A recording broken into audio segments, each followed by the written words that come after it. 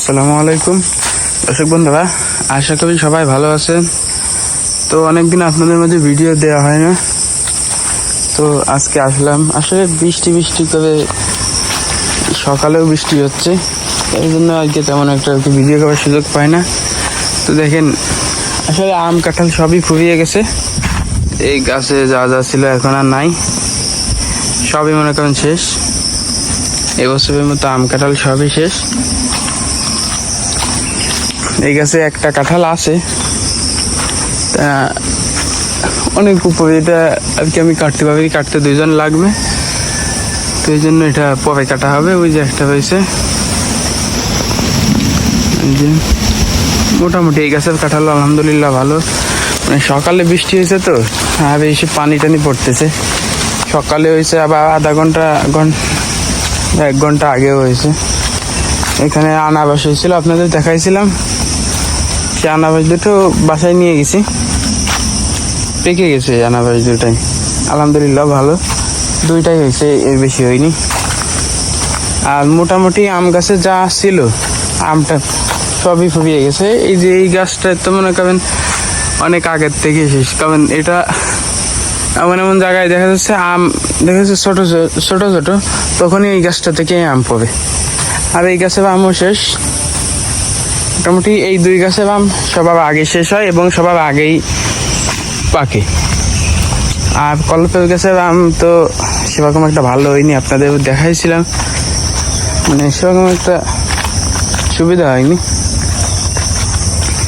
এখন এটা কি কারণ হলো না তাহলে বলতে পারবো না। আসলে একটু পরিচর্যা করা হয়েছে, তা আমাদের এখানে সেরকম পরিচর্যা করা হয় না আর কি, সেরকম সময়টা থাকে না। মূলত সমস্যা হচ্ছে গাছগুলো হচ্ছে ঘন ঘন হয়ে গেছে। এই গাছগুলো হচ্ছে আর একটু ফাঁকা করে দিতে হবে। এইখানে দেখা যাচ্ছে এতগুলো গাছ থাকবে না, এখানে সর্বোচ্চ গাছ থাকবে দেখা যাচ্ছে 5টা 7টা গাছ থাকবে, অথবা 10টা গাছই থাকবে। তারপরে আবার কমাতে হবে। এইভাবে আস্তে আস্তে গাছ কমাই দিলে ফলন অনেকটাই ভালো হবে।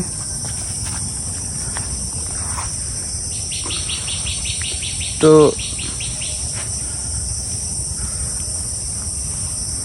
এবার নিচে দেখেন, নিচেই বৃষ্টি পড়ছে, তো এই যে ঘাট কলগুলো দেখতেছেন,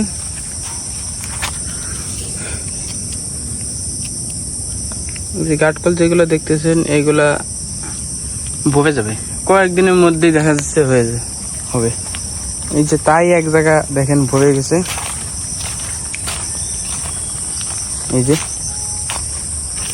এরকম সাবা বাগানে আল্লাহর মতো হয়ে যাবে। ছোট ছোট হয়েছে তো, কয়েকদিনের মধ্যেই দেখা যাচ্ছে হয়ে যাবে। কচু শাক টাক দিয়ে সবকিছু হয়ে যাবে। এগুলা পরিষ্কার করা হয়েছিল, এগুলা প্রতি বছরই কাকা এরকম এই মাটি কোপায় দিই। তো এই বছর বৃষ্টি একটু দেরিতে হয়েছে, মানে আমও দেখা যাচ্ছে পাকছে তখনই আর কি বৃষ্টি শুরু হয়েছে। বৃষ্টি আবার সামনের দিন আছে, বৃষ্টি এখনো অনেক বৃষ্টি হবে। আর আমাদের এইখানে যে র্যাকেট খেলার কোর্ট বানাইছিলাম, তাও তো একদম সে জুন জালে একদম ভরে গেছে। তো কয়েকদিন গোবর এনে বাইন্ধে দিলে আবার ঠিক হয়ে যাবে। আর আমরা একটা গোবর কিনছি, আপনাদেরকে দেখানো হয়নি, তো দেখি আবার সামনে আবার একটা ভিডিও করে সেখানে আবার দেখাবো। ভিডিও করা হয় না, সেরকম একটা ভিডিও করা হয় না। ও সামনে আবার একটা কাঁঠাল আছে, দেখি সেইখানে যাই।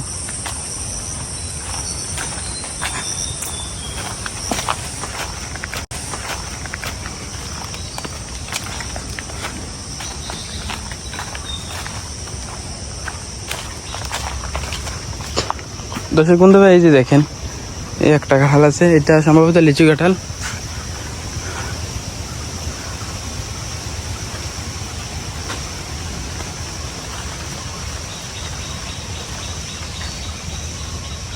কাঁঠালটা পাকেনি এখনো, এটা এখনো পাকেনি, এখনো অনেক শক্ত আছে। দেখা যাচ্ছে কিছুদিনের মধ্যে পেকে যাবে। পুকুরে দেখছিলাম, মাঝে একদিন আসছিলাম, যে বৃষ্টি হয়েছে তাতে তো পানি হওয়ার কথা। আবারও দেখি চেষ্টায় আছি কিছু রঙিন মাছ ছাড়ার জন্য।